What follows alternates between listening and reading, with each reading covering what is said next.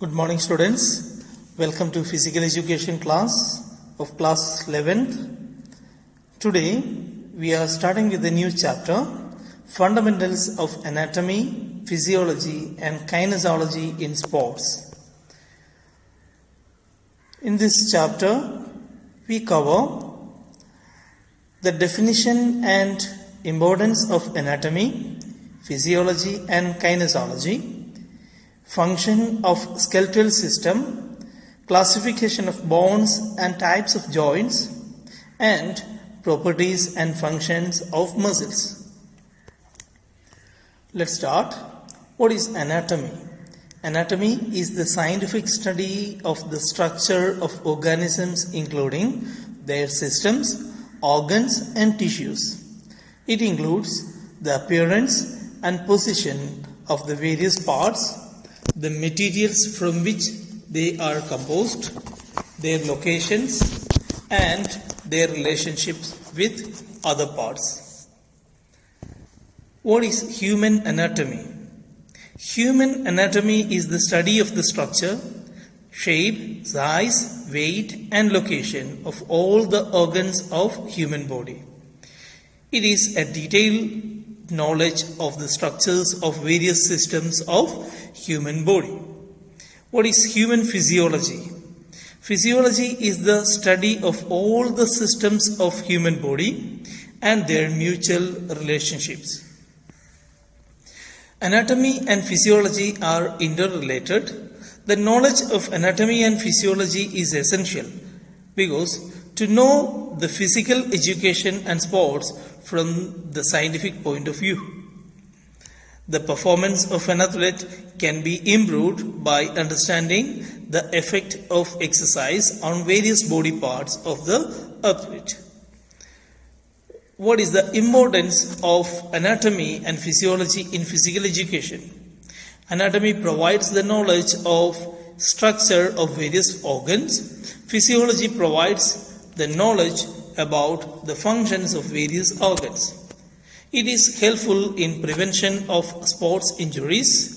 It is helpful in the process of rehabilitation.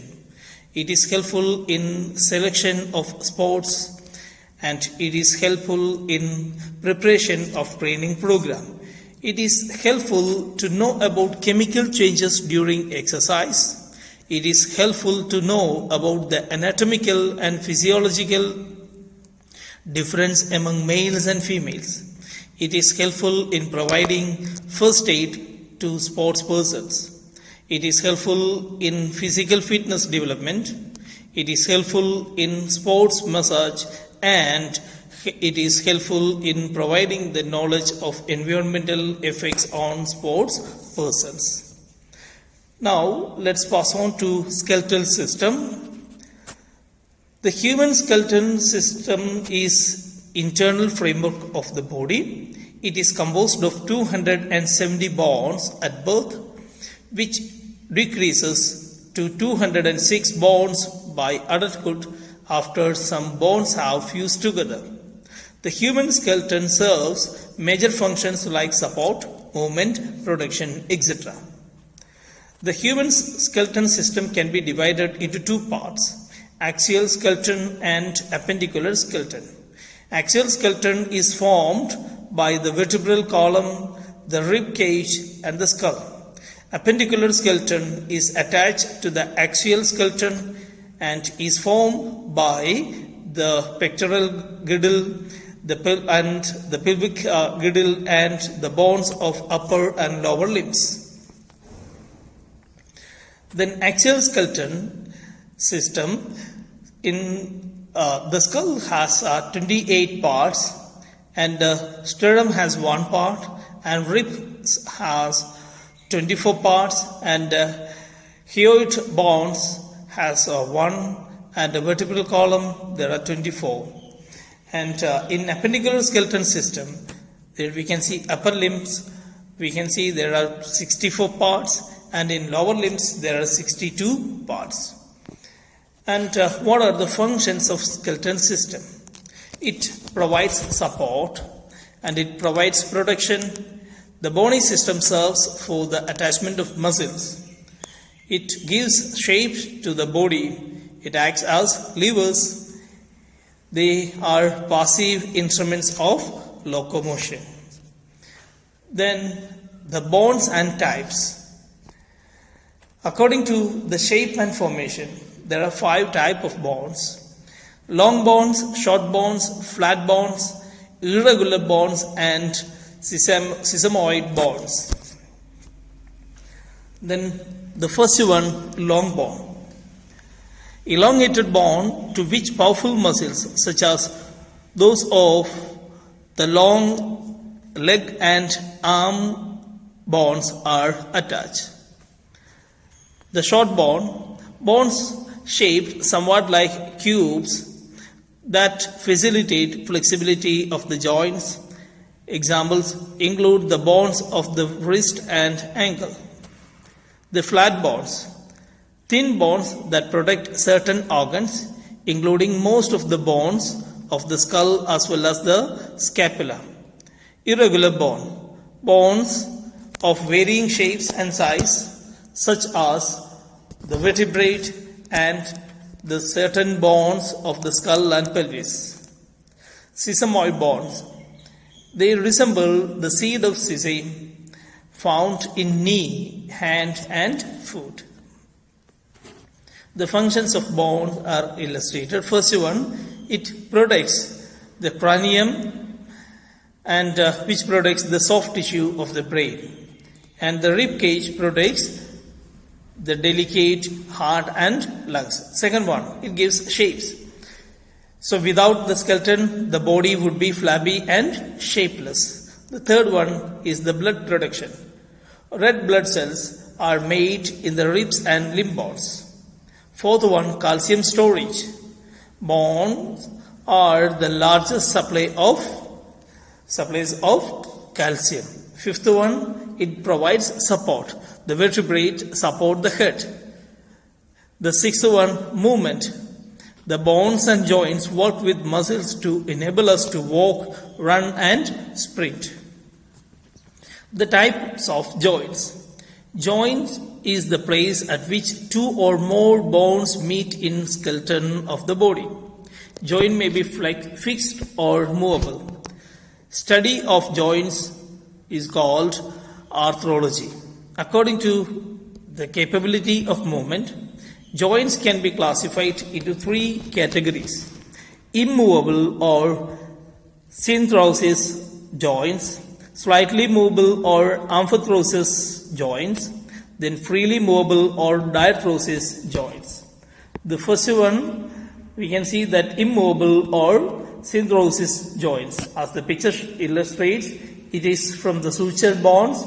They are fibrous and made up of connective tissues, and they are called fibrous joints. They are found in the bones of skull. The second one, slightly movable or amphithrosis joints. They are found on the surfaces of the bones, are separated by some intervening substance. Only slight movement is possible with this type of joints. So 2 variants are there: symphysis and synchondrosis. Then first one, symphysis, is a joint where 2 long bony surfaces are connected by a broad flat disc or fibrocartilage. Example, intervertebral and pubis joint. Then synchondrosis is a temporary form of joint. Cartilage is changed into bone before adulthood. They are found between diaphysis and epiphysis of bones. Then third category, that is freely movable or synovial joints. They include most of the types of joints of the body. Bones are covered with the hyaline cartilage and are surrounded by the fibrous articular capsule, which is strengthened by ligaments. There are 6 categories: gliding joints, hinge joints, then condyloid joints, then saddle joints, ball and socket joints, and pivot joints. Let's see their kinds. First one is gliding joint. They are found between the bones that meet at flat or nearby flat articular surfaces. Then hinge joints are one rounded surface fits into another in such a way that the movement is only possible in one plane, as in elbow joint. Second one, condyloid joints. They are called as ellipsoid joints too. They allow an angular movement in two directions like flexion, extension, abduction, adduction and circumduction, as in the wrist joint, but not in rotation. The fourth category is saddle joints. This joint permits great freedom of movement, enabling the thumb to be opposed to the fingers. The fifth category is ball and socket joint. One rounded extremity fits into the cavity of another bone, permitting movement in all directions. Example, hip joint and the shoulder joint. Then pivot joints. Joints with rotary movements in one axis. Ring related to rotates around a pivot. Example, atlas and axis bones at the top of the neck, forearm. Let's start with muscles and types and its properties. First one, properties of muscles.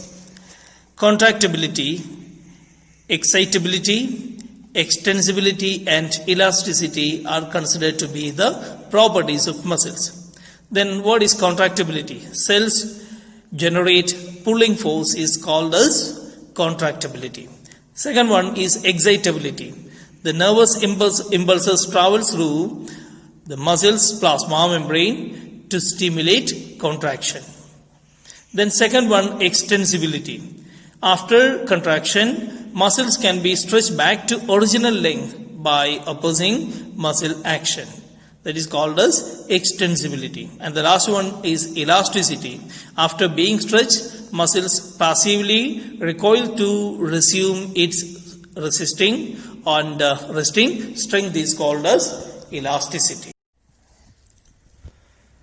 There are three types of muscles: voluntary or skeletal muscles, cardiac muscles, involuntary or smooth muscles. All the muscles in the human body show biomechanical specialization which allows them to perform their particular physiological functions. The eyeballs are steered by extraocular muscles. When reading, they must contract quickly and precisely, but the muscles in the back and buttocks evolve for continuous heavy lifting where fuel economy is important. The hollow viscera often requires a slow, steady squeeze to function properly. There are three types of muscles according to its structure. Voluntary or skeletal muscle is under conscious control. Each fiber is an enormous multinucleate cell formed by fusing hundreds of myoblasts and end to end. They show a striated pattern reflecting the regular arrangement of sarcomeres within each cell. Cardiac muscle is similar to skeletal muscle but is not under conscious control. These mononucleate cells are much smaller but still show a striated pattern. Then third one is involuntary or smooth muscle. Is closer to non-muscle cells. No regular striations are visible and the contractions are much slower. Smooth muscle is formed in the blood vessels, gut, skin, eye pupils, urinary and reproductory tracts. Then skeletal or voluntary or striped muscles. There are two types, slow twitch and fast twitch muscles. The slow twitch muscle is dense with capillaries. It is rich in mitochondria and myoglobin, giving the muscle tissue its characteristic red color. It can carry more oxygen and sustain aerobic activity during using fats and carbohydrates as fuel. Slow twitch fibers contract for long periods of time but with little force. Then fast twitch muscles. There are three types, that second A, second X and second B, or LLA, LLX and LLB. In two ways they are pronounced. That vary in both contractile speed and force generated. Fast twitch fibers contract quickly and powerfully but fatigue very rapidly, sustaining only short anaerobic bursts of activity before muscle contraction becomes painful.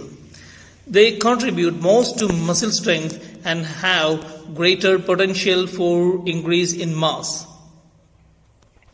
Tight LLB is anaerobic glycolactic white muscles that is least dense in mitochondria and myoglobin. In small animals like rodents, this is the major fast muscle type, explaining the pale color of their flesh. Then involuntary or smooth or unstriped muscles.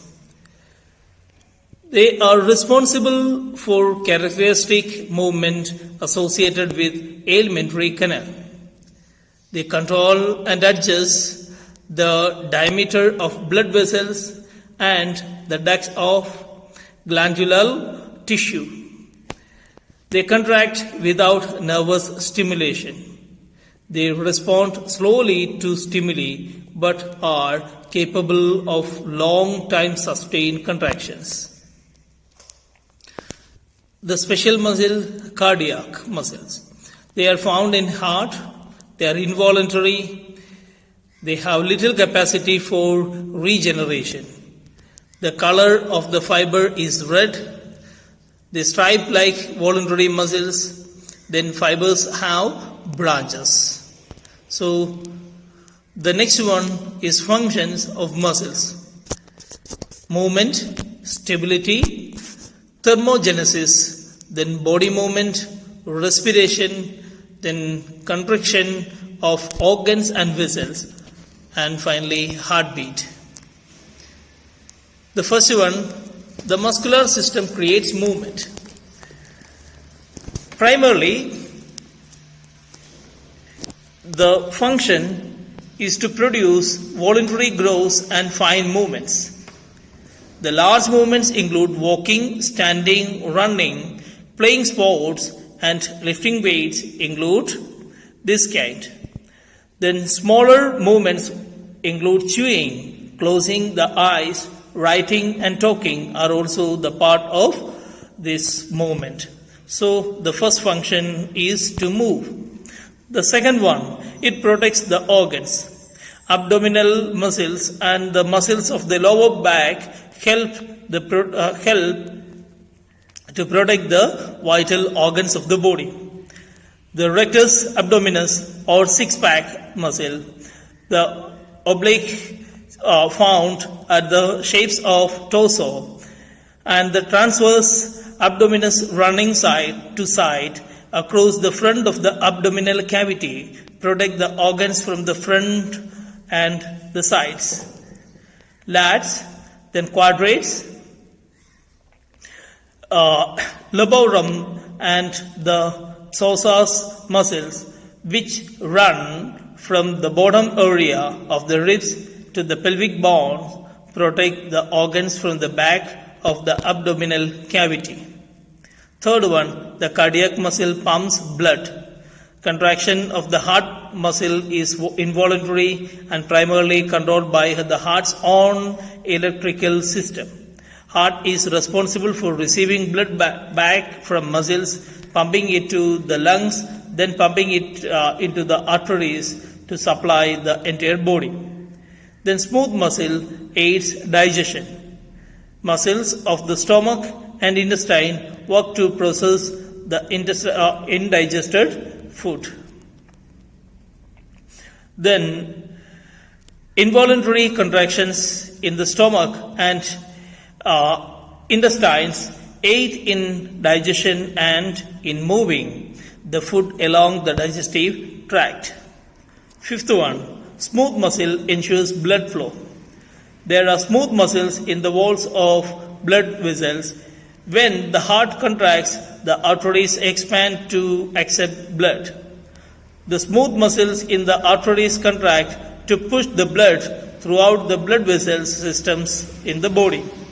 This is why when the plaque builds up on the inside wall of the arteries harden and the muscles in the arteries do not contract properly.